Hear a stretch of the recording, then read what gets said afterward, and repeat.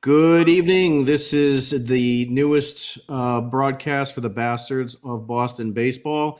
It is May 28th, 2025. I am your host for tonight. My name is Jim Delfino. I'm joined with Jeremy Schilling. Jeremy, how you doing this evening? Terrible. Everything sucks. Sounds good to me. And I'm also joined by Chris. Chris, how you doing tonight? I've been better. Never better. Unfortunately, like to be better, but never better. So the Red Sox drop yet another game tonight against this afternoon. They played against the Milwaukee Brewers. So they get swept by the Brewers. I'd like to start off by getting your takes on this series and what you think this is going to lead to at this point. Jeremy, you want to start us off? I was in the car today and listened to the highlights on the radio, and when the game ended, my thought was, I think we're heading back to last place. This is who we are. So anyone that thinks anyways, I mean, what are we up to, 60 games, 50 games? The sample size is there. This is who we are. Cora, and I'm a Cora. I was a Cora guy. I don't think I'm a Cora guy anymore. It's the same nonsensical responses today. I don't think we're playing great. He won't commit. He won't admit it. And I talked about this the last one I was on, which I think was Monday night. There's no accountability, and that's from leadership down. And those are the sorts of things you want to see during tough times that lead you to believe they're going to get out of it.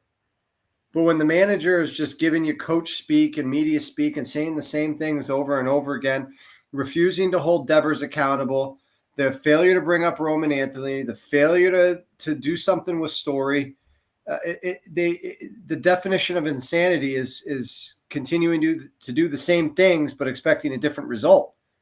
I am not insane. I know who they are. They're a terrible baseball team that keeps making the same goddamn mistakes.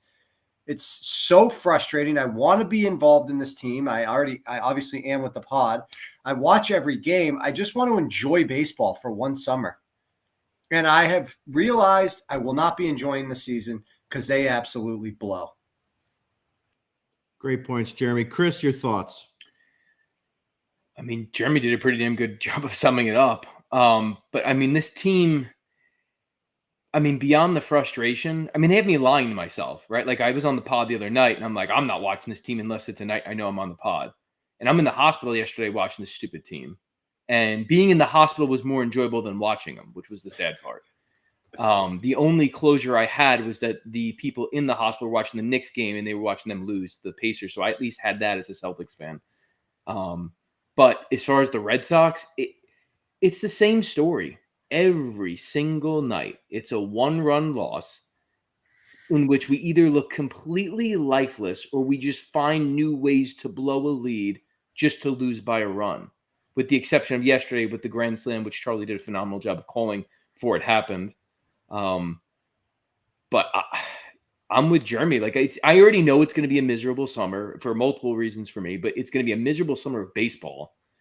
And there's nothing enjoyable about it. Like, even if they bring up Roman Anthony at this point, I don't even know if it's a positive. It might hurt the kid. The culture's probably better in Worcester. Just like leave him there. It can't be worse. Campbell? Huh? Look what's happening to Campbell. Oh, well, yeah.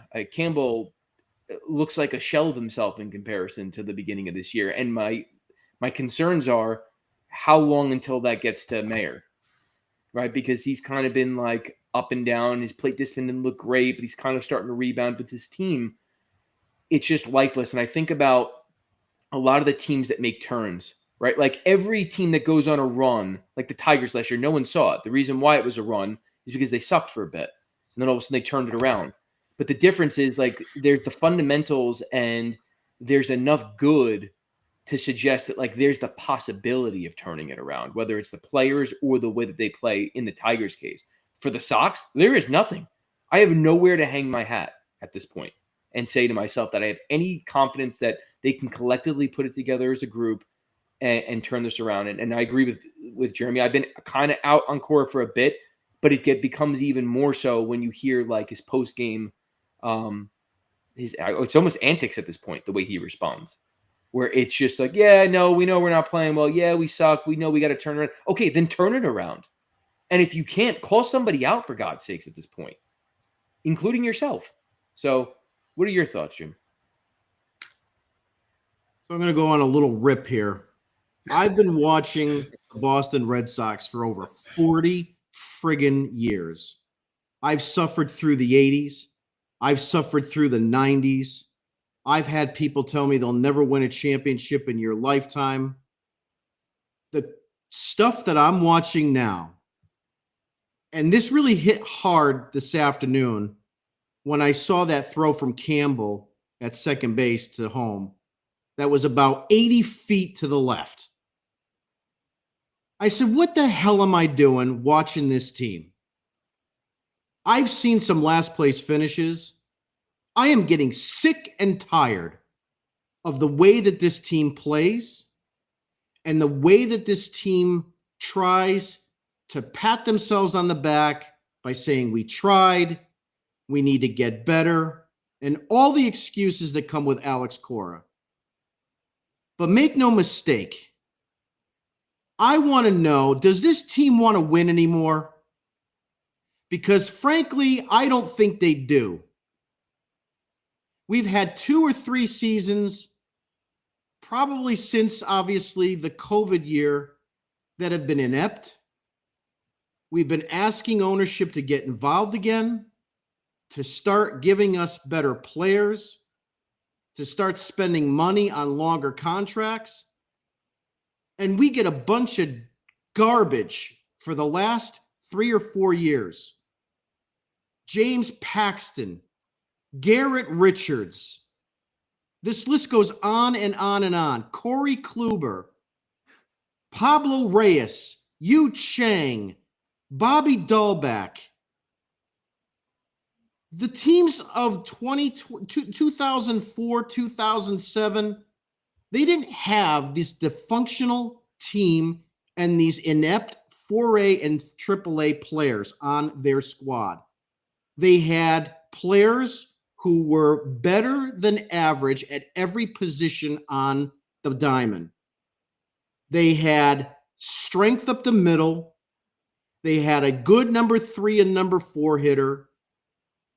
They had a good number 1 and number 2 starter, a good 8th inning guy, and a closer who was pretty rock solid in all those championship years. I have absolutely no faith that this team wants to go ahead and try and win anymore. What are you doing?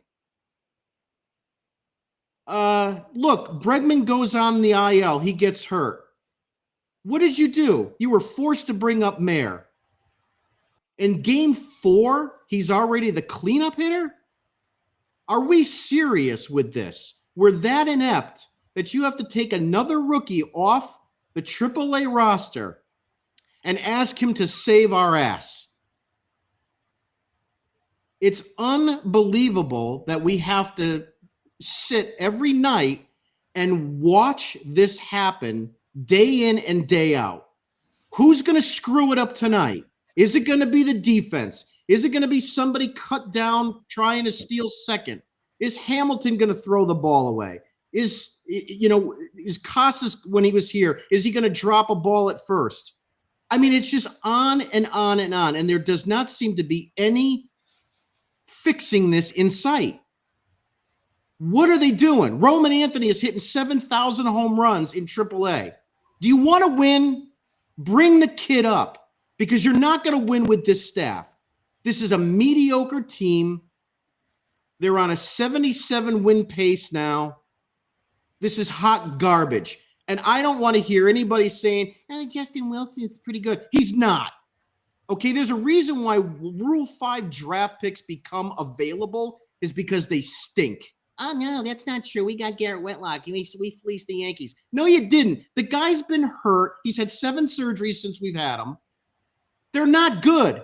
Well, I don't want to hear any of this Twitter nonsense anymore. This team stinks. It's hot garbage.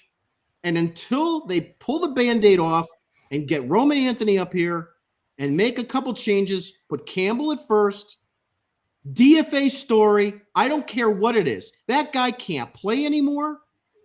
He can't throw. He can't even bunt well. Get off my friggin' team. That's how I feel. I don't think it's a talent issue. So if you just quickly go through the positions, like Durant plus player, Rafaela plus defender, below average offensively, but you can accept that and up the middle defense. Abreu, Gold Glover, good player. He's going to be here, I think. Hold for a second. No answer whatsoever at first. Currently no answer at short, but you have a prospect at second. Bregman, your big prize at third, and you have a catcher. The talent, if you just look at it like that, not in a vacuum, just broad view, there's enough talent for this team to win. This is an execution. I've been talking about it all year. Situational hitting has been absolutely atrocious. And I believe that let me give you an example. We've played, I think we're 10-16 in May, the Sox, and I think we're like 5-16 in one-run games. Those numbers aren't accurate, but it's close.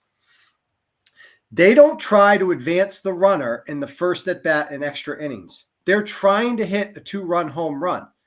Like, it's just a microcosm, because we can talk about bunting. We can talk about Mayer getting thrown out in this series on a fly ball to right where he really shouldn't have been going to third. We can talk about a slide.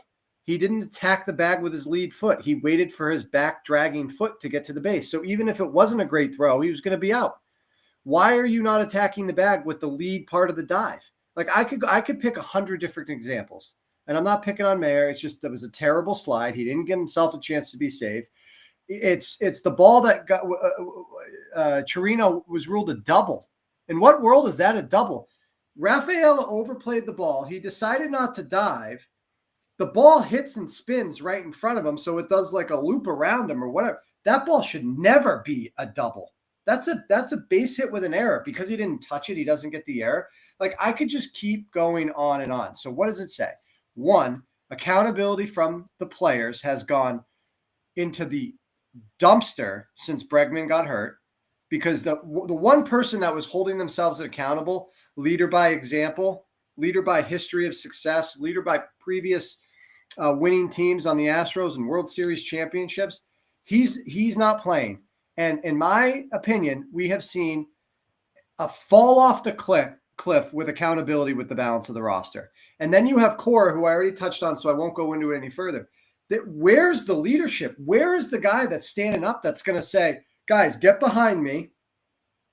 We got to start getting back to some of the fundamentals. We got to hit the ball on the ground and the leadoff at bat in extra innings. We got to get that run. I know it may not mean we win the game, but you're at least putting the pressure on the other team to go back out in the home half of the inning and score a run. Now, as it were, the Brewers didn't have a problem with that, but I mean, it's just, it's a leadership issue. And I said it on the last podcast, for those that listen regularly, I don't want to beat a dead horse.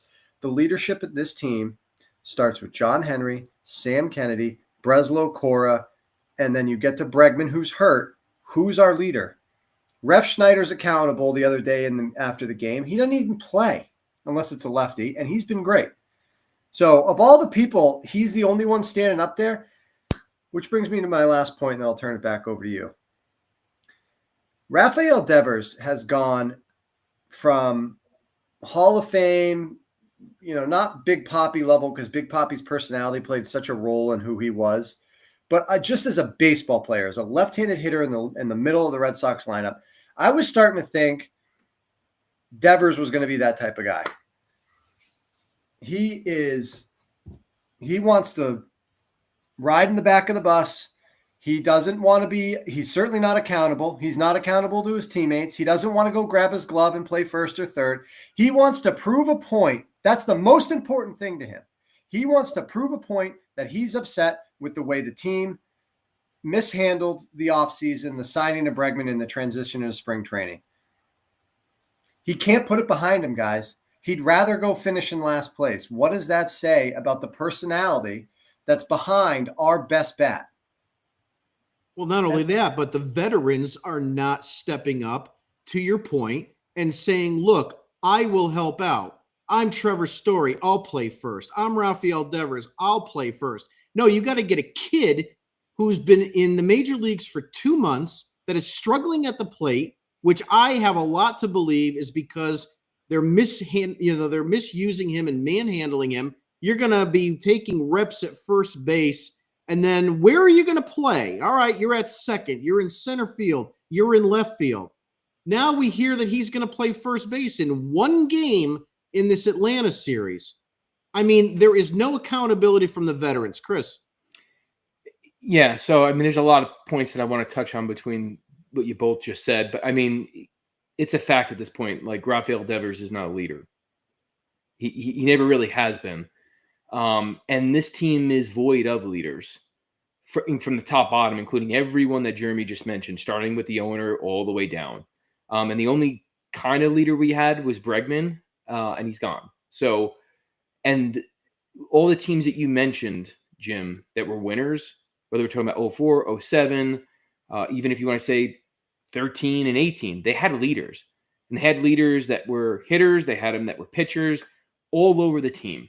And when one went down, whether it was mentally, physically, there was someone behind them to step up and be the leader, whether it was vocally or with their play.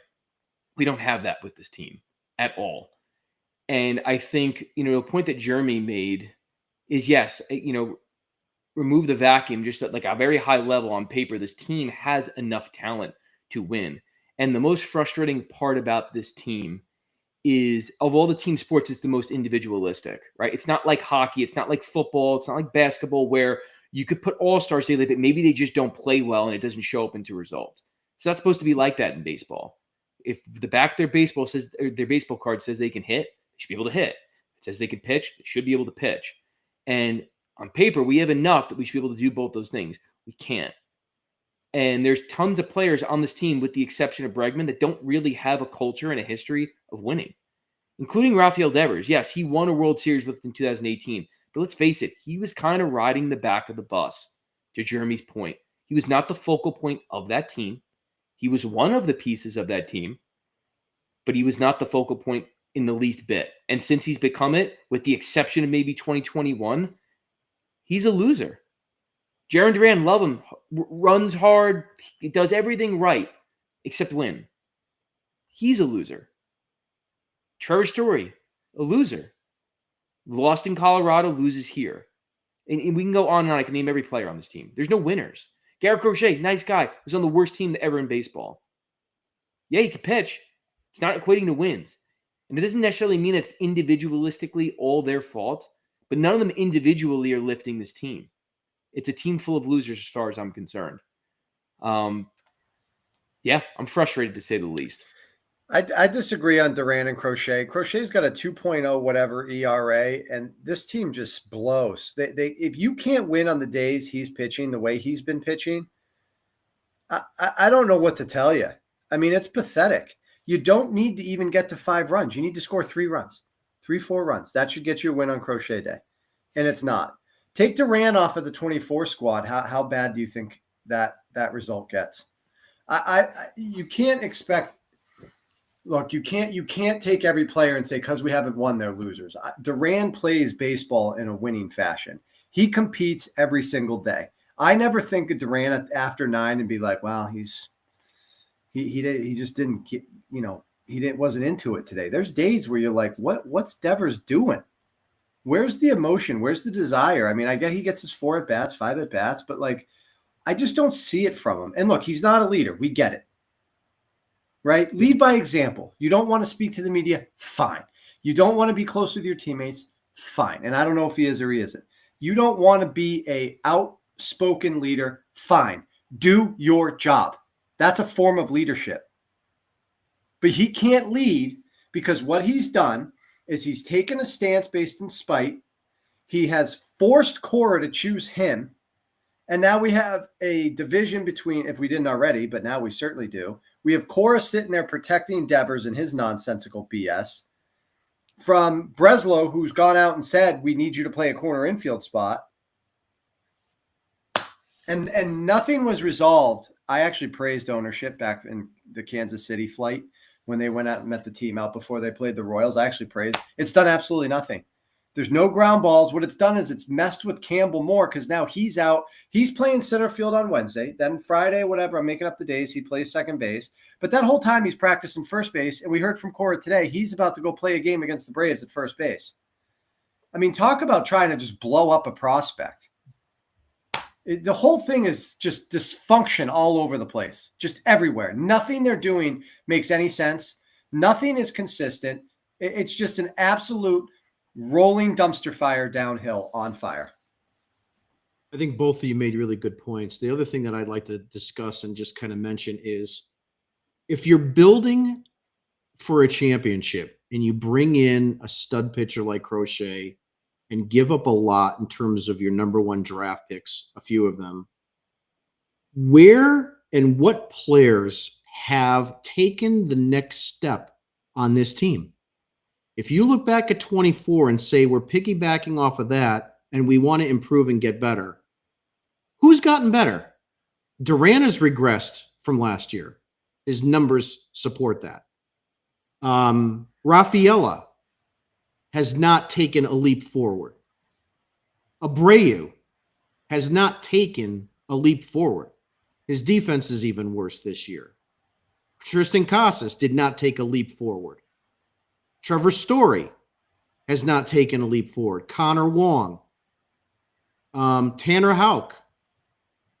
All these guys are not showing that they're building on prior seasons to get better. And when that happens, you're not going to win ball games. So you can bring all the Garrett Crochets and Aroldis Chapmans you want in.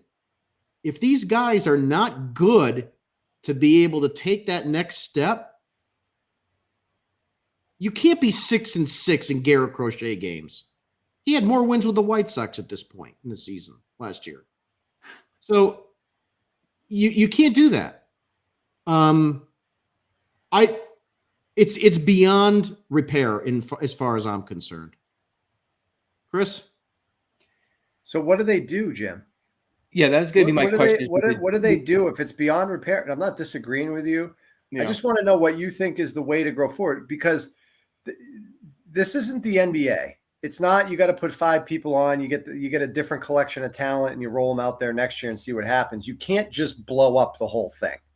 You have to take 4 or 5 spots plus half the bullpen and rotate them in and rotate them out. I mean, one of the things that you could do is just go young. Put Campbell at second, put Mayer at short, bring up Roman Anthony, whether you DH him or put him in the outfield, fill in who you want to keep, and then just, probably regress to hopefully move forward. I mean, that's not the way I would want to do it, because it means we're back in the basement, in my opinion. But what would you do, Jim?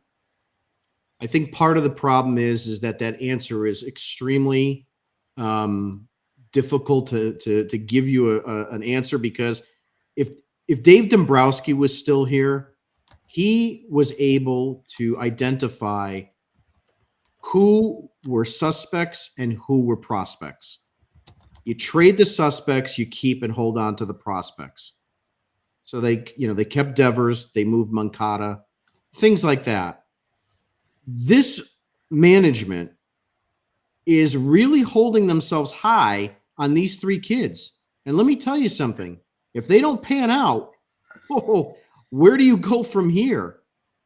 I think they've made a miscalculation, and I think they should have used prospect capital to trade for more sustainable and good players that were showing a promise, or getting more stud players, as I like to call them. Go and trade for someone who is, putting up good numbers or can really do well. They're not doing that. You can't just bring up all these guys and assume all of them are going to, be studs and they're gonna have impact in the major leagues. Doesn't work that way. We've been riding the coattails of the 3 of these guys for the last few seasons. I mean, look at Bobby Dahlback. They didn't want to do anything at first base because Casas was coming. Like he's Paul Revere. And he has done nothing. He had half of a good season, let's be honest. And everybody else that says that he's wonderful, he's not. The guy's always hurt. There's always something with him. So how I would fix it, you got to start finding the guys that are available, that are of good quality, whether they are all-stars, studs, people who are maybe on some contracts that you could take on. I don't know. I don't know how to fix it. But I will tell you this. If they keep going this way, they are headed towards a 4th or 5th finish in the division. And I don't think it's going to get any better for a few years. What do you guys think? Chris? Yeah, my concern with going young is I feel like we kind of already started to try to go that direction. And we didn't go full force young, to your point, Jeremy. Like there was a mix there. But if we go fully young, it's going to be a lot of losing. And we have to hope that a lot of these guys have leadership qualities and play baseball like really well for this to turn around at some point. And I don't have the confidence in the leadership of our front office to be able to cultivate that. That's one. Two, I think we put way too much hope, starting even back with the whole Dahlbeck Casas, right? Like we should have had a backup plan for Dahlbeck before Casas even got to the picture. We didn't. We put all of our eggs in that basket, and those eggs rotted very quickly. And I feel like this organization has done the same thing now with a mixture of Teal, who's gone, but then Campbell, because we have no plan at catcher. You know, Narvaez is nice, but let's face it, he wasn't the plan. It was supposed to be Teal. He's gone. There was nothing to backfill that. But you've got Christian Campbell at second. There's no backup plan, and we have to hope he pans out. We have no backup plan for shortstop. We had Trevor Story, who's been an albatross of a contract and production, and we have to hope that Meyer stays healthy and is a good shortstop, all-star level. Roman Anthony, same thing. He's going to have to be an all-star level. And we're banking on the fact that all three of them are going to hit. And if they don't, with the exception of Anthony, because at least we have depth with the outfield, we have nothing. We literally have nothing, which means we're going to have to go spend money and make trades. The way to fix this is we have to be the Boston Red Sox. The Boston Red Sox go out there and they get a healthy amount of good, sustainable contracts with all-stars that produce, that maybe look like bad contracts in the twilight of their careers, like any other bad contract or big contract, I should say. And then you have a couple of role players that are reliable and are going to hit or pitch what the back of their baseball card says for the duration of their career. Don't have to be all-stars. They got to be serviceable. And then you have a couple of rookies that surprise you to a point where you have backup plans, but then it's like, oh, wow, we drafted and hit on an all-star. And then that gives you the abilities as some of these other contracts start to get to the twilight, start to look bad, start moving that extra backup plan as capital to bring in guys to replace them. I'll leave you with this before we switch to Atlanta, okay? We used to be the Red Sox faced this once before. 86 years of just horrific failure until 2004 when Theo Epstein traded Nomar Garciaparra after throwing a hissy fit and failing to play. And I remember where I was standing on my dad's porch when I heard the news, and I was like, we'll never be the same. And I was right, but in the wrong way, because it flipped the loser mentality into the winning mentality that the Boston Red Sox had for about 14 years. It's time for somebody in the organization, and maybe it's Theo Epstein, who was the person who did it in 2004, to grab this thing and say, this is not working. We're going to do this. Everybody's going to hate it. We're going to get screamed at. We're going to get vitriol in social media, but it's going to reset the culture and it's going to project us forward. Because a guy like Devers is doing exactly what Nomar did in that Cubs series or whatever the series was in 2004 when they ultimately moved him because he refused to play. It's time to consider it. You guys can you guys imagine if Twitter was around back during that trade? It would have been a complete cluster for sure. So on to Atlanta. Friday, Saturday, and Sunday, 3-game series. In Atlanta, we have Giolito on Friday night against Holmes. We have Walker Buehler on Saturday against Schwellenbach. And then on Sunday, we have Garrett Crochet against Spencer Strider. Chris, why don't you start? What's your thoughts for the series? What are your expectations? At best, we take one of the games. Realistically, we might get swept. That's what I think. I have no confidence, Jim, in this team at any point going forward until they prove me wrong. And it's not winning a series now because I've fallen into that trap, admittedly, and taken the L's this season on that. When we win 2 or 3, when we really should have swept. But one of them was a really exciting win. You really thought we were going to turn the point, like the Devers walk-off against the Braves. It's like, oh, here we go. We're ready, boys. Nope. Right back in the same old pile of crap the next series. And it's only gotten worse. Are there on paper games that we can win that you just mentioned? Absolutely. Would I be shocked if we did? No. But I also wouldn't be shocked if we got swept. So, well, there's no benefit to talking about what would happen on paper because we don't know what's going to happen on the field. Is somebody going to twist an ankle round in second base? Not only hurt themselves, but get tagged out and kill a rally. Is Devers going to go back into an 0 for 20 with 16 strikeouts? We don't know. That's part of the excitement of it all. Is you can go starter, Crochet versus Strider, which is really exciting if both teams were playing well. But that's not what's happening.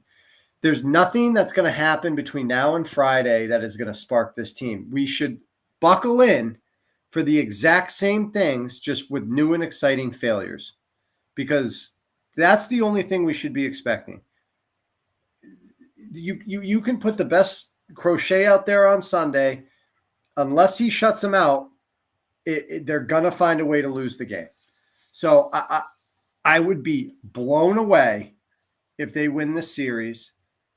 And one win would be kind of like limping through and trying to get to the next series without completely killing this thing and being down 10 games under 500. Honestly, I'm petrified of this series. And I would not be the least bit surprised if it's a sweep and it's not just losing games, but like just absolutely atrocious baseball. Jim, can I ask you a question before you give your thoughts on this? Because here's the reality. Plot twist here. We're going to flip it. Who cares what Jim thinks about the Braves series? Because the truth is, even if we sweep the Braves, it's not doing anything to the season. And for anyone that's a sane Red Sox fan that has half a brain, okay? So let's just start there. Jeremy poised a good potential. So I'm going to give you a potential. We find out after game 1 of the series, Rafael Devers has been traded from the Red Sox. Let's forget about what even comes back. Just the thought of that. Where do you think that takes the team for the rest of the season? That's the question. Yeah, I mean, at that point, with Bregman gone, you just lost your best hitter. So I mean, you're just going to go right down the toilet. If you're just talking offensively alone, I'm not talking about the dugout and the culture in the dugout or anything. The good, bad, the ugly about all that. You're going to lose your best hitter, and this team can't afford to do it because it can't hit. My point to what Jeremy had said, nothing happening before Friday. The only thing that would make any freaking sense, and you got a day off tomorrow. If this team doesn't bring up or find a way to bring up Roman Anthony between now and game time on Friday, they're cooked. They have absolutely no intention, like I started today off with, do you want to win? Because that is a clear indication that you don't. As it relates to the 3 games in Atlanta, I am going to go with a sweep for Atlanta. Giolito, Buehler, and Crochet. I think the Crochet and Strider game probably is a 2-1 loss. The Buehler-Schwallenbach is probably 5-1 loss. And I think the Holmes-Giolito game is probably 7-4, something like that. So they'll get swept in that series, and then they face the Angels. That's all we got for tonight. I thank you, everybody, for joining us. Please go ahead and join us online in our print at bastardsofbostonbaseball.substack.com. Get a subscription there, and we'd love to have you chat with us online. Have a good night, everybody.